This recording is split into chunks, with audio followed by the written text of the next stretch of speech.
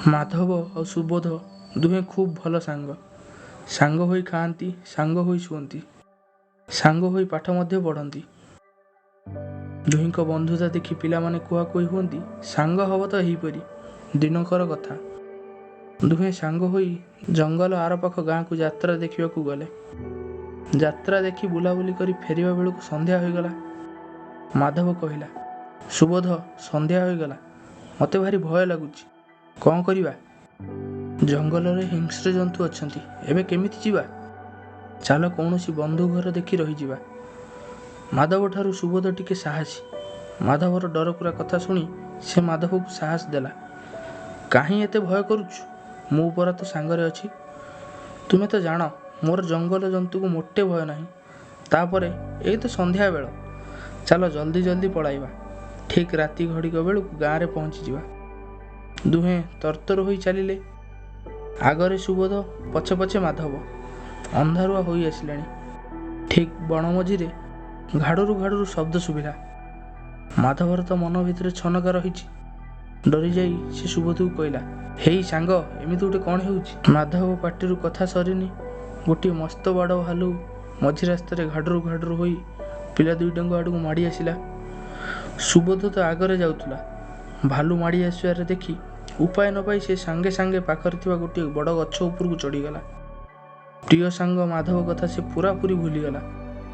ମାଧବ ଦେଖିଲା ଭାଲୁ ମାଡ଼ି ଆସୁଛି। ତାକୁ ଗଛରେ ଚଢ଼ି ଆସେନା। ଯିଏ ସାହସ ଦେଇ ତାକୁ ବଣ ରାସ୍ତାରେ ଆଣିଥିଲା, ସେ ଯାଇ ଗଛ ଉପରେ ବସିଛି। ଏବେ କରିବ କ'ଣ? ଖୁବ୍ ଗୋଟାଏ ଅସୁବିଧାରେ ପଡ଼ିଲେ ବେଳେ ବେଳେ ବୁଦ୍ଧି ଚାଲି ଆସେ। ମାଧବର ତାହା ହିଁ ହେଲା। ମାଧବର ମନେ ପଡ଼ିଗଲା ଯେ ସେ ଗୋଟିଏ ସାଧାରଣ ଜ୍ଞାନ ବହିରେ ପଢ଼ିଥିଲା, ଭାଲୁ ମଲା ମଣିଷଙ୍କୁ ଛୁଏଁ ନାହିଁ। କାଳ ବିଳମ୍ବ ନ କରି ସେ ମଲା ପରି ପଡ଼ିଗଲା। ହାତ ଗୋଡ଼ ହଲାଇଲା ନାହିଁ, ନିଶ୍ୱାସ ମଧ୍ୟ ନେଲା ନାହିଁ। ଭାଲୁ ଧାଇଁ ଧାଇଁ ମାଧବ ପାଖକୁ ଆସିଲା। ତାକୁ ଶୁଙ୍ଘିଲା, ନାକରେ ନାକ ରଖି ଦେଖିଲା, ହାତ ଗୋଡ଼କୁ ଟେକିଲା। ତାପରେ ଘାଡ଼ରୁ ଘାଡ଼ରୁ ହୋଇ ସିଧା ବାଟେ ବାଟେ ଚାଲିଗଲା। ଭାଲୁ ଚାଲିଯିବାର କିଛି ସମୟ ପରେ ମାଧବ ଉଠି ଠିଆ ହେଲା। ସୁବୋଧ ଗଛରେ ଚଢ଼ି ସବୁ କଥା ଲକ୍ଷ୍ୟ କରୁଥାଏ। ମାଧବ ଠିଆ ହେବାର ଦେଖି ସେ ଗଛରୁ ଓହ୍ଲାଇ ତଳକୁ ଆସିଲା। ମାଧବ ଦେହରୁ ଧୂଳି ଝାଡ଼ି ଦେଇ ସେ କହିଲା, ସାଙ୍ଗ, ଭାଲୁ ତୁମ କାନରେ କ'ଣ କହୁଥିଲା କି?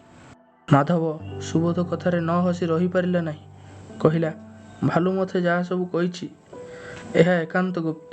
ଅନ୍ୟ କାହାକୁ ଏହି କଥା କହିବାକୁ ସେ ମନା କରିଛି। ତେବେ ତମେ ତ ମୋର ସାଙ୍ଗ, ତମକୁ ନ କହି ମୁଁ ରହିପାରୁନି। ଭାଲୁ କହିଲା, ବିପଦ ବେଳେ ପ୍ରକୃତ ବନ୍ଧୁ ଚିହ୍ନାଯାଏ। ଯିଏ ବିପଦ ବେଳେ ସାହାଯ୍ୟ କରେ ନାହିଁ, ସେ କଦାପି ବନ୍ଧୁ ନୁହେଁ। ବନ୍ଧୁଙ୍କୁ ବିପଦରେ ପକାଇ ନିଜ ଜୀବନ ଘେନି ପଳାଇ ଯାଉଥିବା ଲୋକ ସହିତ କେବେ ବି ବନ୍ଧୁତା କରିବ ନାହିଁ। ପିଲାମାନେ, ଯିଏ ନିଜେ ବିପଦରେ ପଡ଼ି ଅନ୍ୟକୁ ସାହାଯ୍ୟ କରେ, ସେ ପ୍ରକୃତ ବନ୍ଧୁ। କିନ୍ତୁ ବିପଦ ବେଳେ ଯେ ସାଙ୍ଗକୁ ଛାଡ଼ି ଦେଇ ନିଜେ କୌଣସି ଉପାୟରେ ନିଜକୁ ରକ୍ଷା କରେ, ସେ ଲୋକ ପ୍ରକୃତ ବନ୍ଧୁ ନୁହେଁ। ତେବେ ବିପଦ ଆସିଲେ ହିଁ ପ୍ରକୃତ ବନ୍ଧୁ ଚିହ୍ନା ଯାଇଥାଏ।